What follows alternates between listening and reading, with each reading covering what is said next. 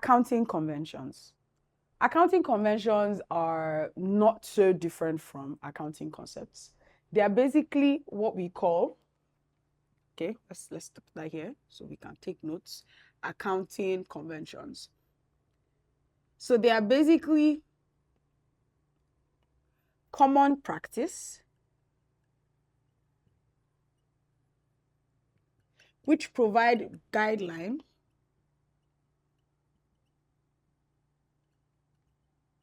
for accounting treatment.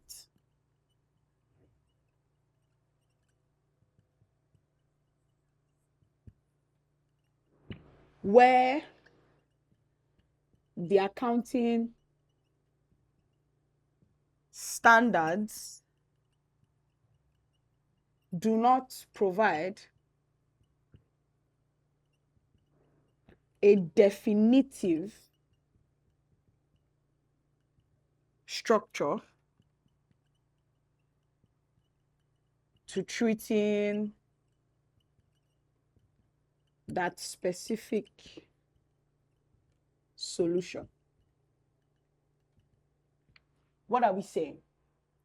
So unlike conventions, unlike concepts which are basically rules and like assumptions, the conventions are common practices seen over time that provide a guideline on how to treat accounting information, which the accounting standards are yet to provide a definitive guideline for. So recall that in this course, we talked about things like IASs and IFRSs. We said IASs mean International Accounting Standards, while IFRSs is International Financial Reporting Standards. So there are basically numerous international accounting standards. We call them IASs and IFRSs. We have IAS 1, which looks at preparation and presentation of financial information. IAS 2, talking about treatment for inventory. IAS 36, looking at accounting for, intangible assets. We're looking at 38. So in this profession, they are what we call international accounting standards that provide a guideline on the treatment of specific line items within the financial statements. However, there are times where the standards are not quite clear on how certain transactions should be handled. This is where accounting conventions come in. There are practices that guide, or sort of attempt to fill in the gap created by the loopholes in the accounting standards. So what are these guidelines? What are these conventions? They are 4 in number, and I want you to follow and listen attentively. So the first convention we'll be looking at is conservatism.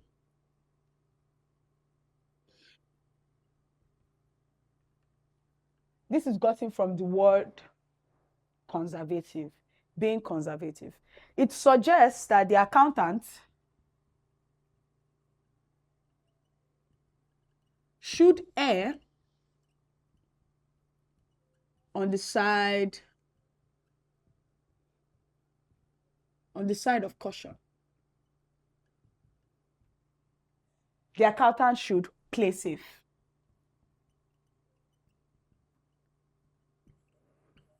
So that is playing safe. So 2 important things happen at this point. Here, 1, it says income should not be anticipated. Should not be anticipated. What we're saying is, don't assume that, oh, I'll receive this amount in this year. Let me record it in my account. No, definitely not. Income should never be anticipated. However, all possible losses should be accounted for.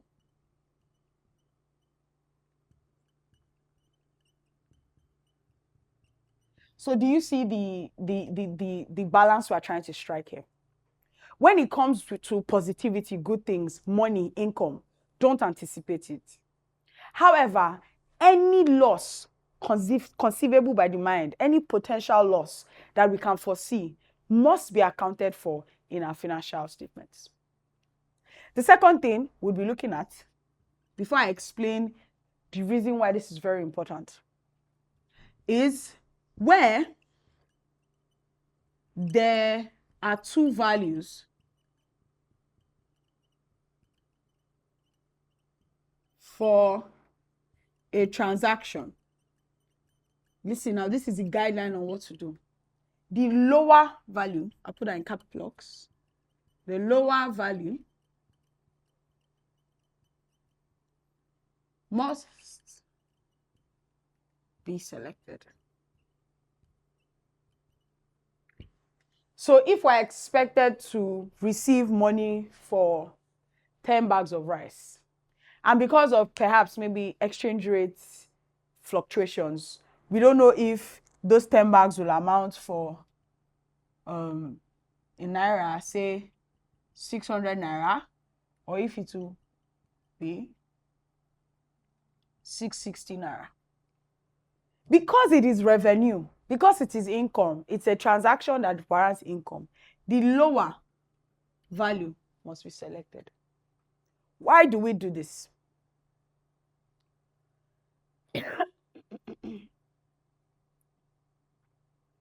Why do we do this? We do this because at every point in time, we need to anticipate future losses and incorporate it in the firm's financial status. So the purpose of being conservative is to incorporate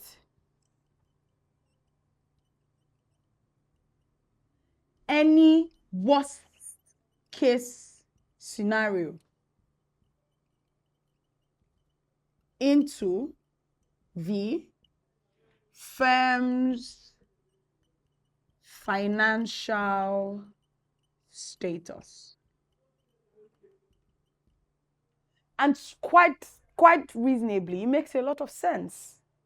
Since the future is, in quote, probabilistic, it would be better to understate what it would be and then get to actuals and find out that it's a whole lot better than to anticipate great things and we end up getting disappointed. So the accountant is always advised to err on the side of caution, and generally accountants are seen to be conservative. The next convention we'll be looking at is the consistency convention. As the name implies, what are we talking about here? We're saying the accountant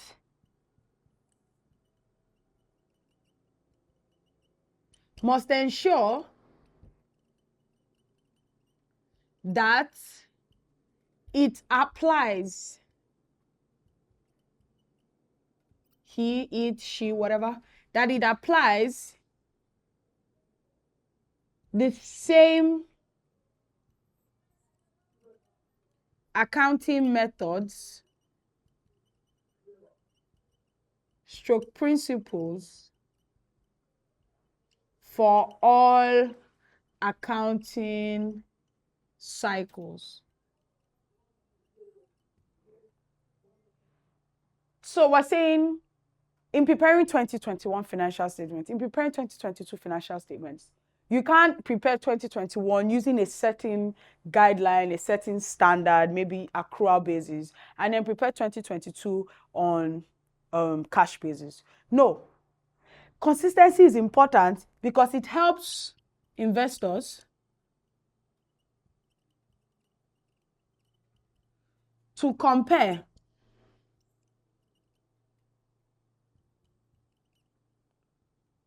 and assess firms' performance at any point in time.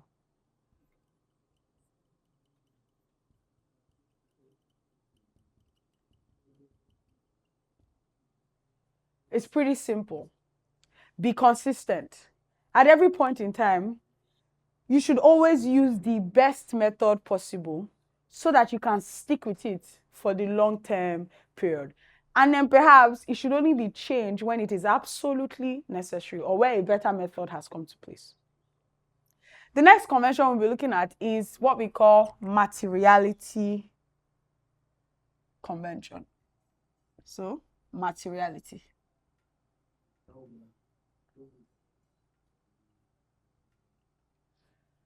What are we talking about here? We said, or it suggests, or it urges, so it says this urges the accountant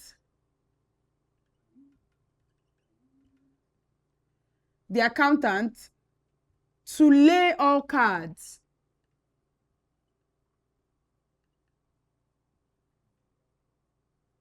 on the table.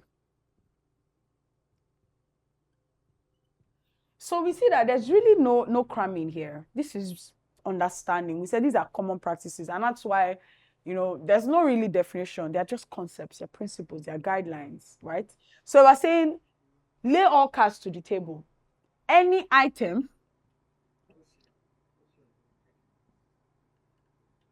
of material nature, that is, so when we say an item is of material nature, that is, possesses the ability to influence decision making. So any such item must be included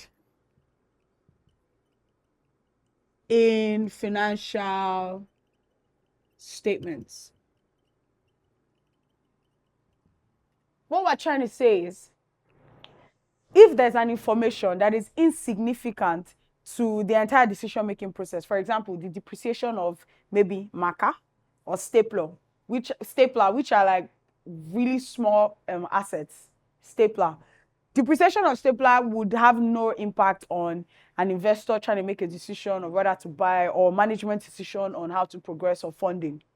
Any such information that would not distort the decision-making process is deemed immaterial and does not need to be disclosed. So the materiality concept is saying any amount that is significant enough to drive decision-making, please do well to include it in the financial statements. And the final convention we'll be looking at, which could be linked or joined to the materiality concept, is what we call full disclosure.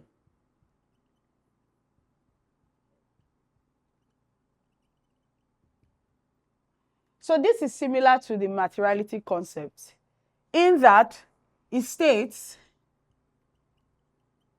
similar to materiality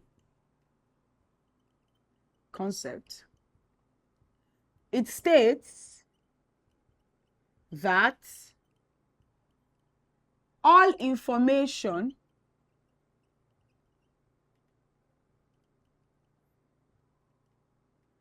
important and relevant,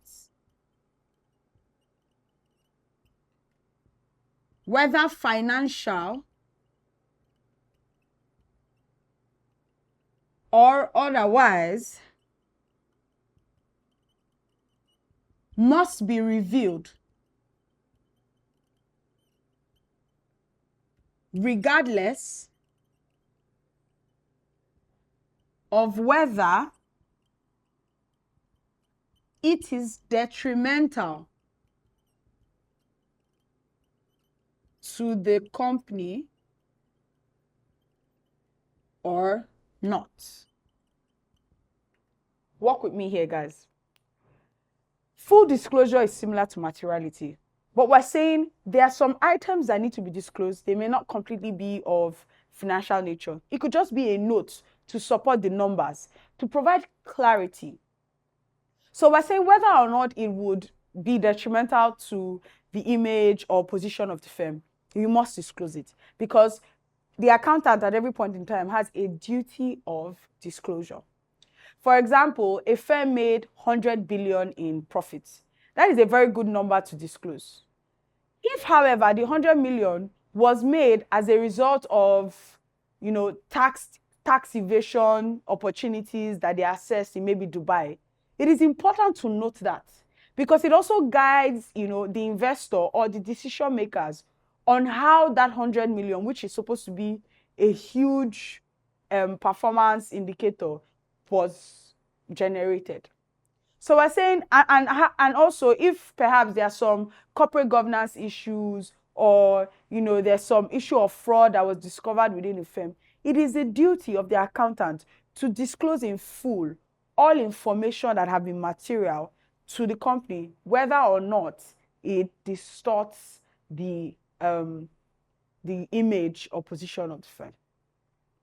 So what accounting conventions basically do is ensure that at every given point in time, the financial information reflects a true and fair view of the company's financial position.